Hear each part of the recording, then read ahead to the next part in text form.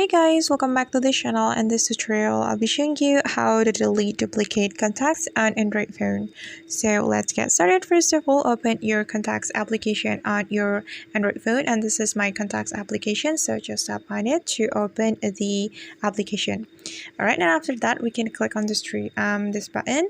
Then we can click on manage contacts right here. And since we want to delete the duplicate contacts on our phone, we can click on delete duplicate contacts option right here. Okay, and we get to wait until 100%.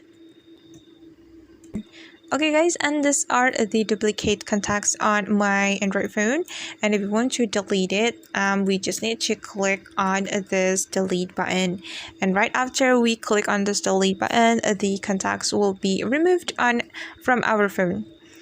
Okay guys, and that's how we can delete duplicate contacts on our Android phone. I hope this tutorial will be helpful for you. Thank you so much for watching, and if you find this tutorial is useful, don't forget to hit the like button, leave your comments, and also subscribe to the channel. See you on the next video.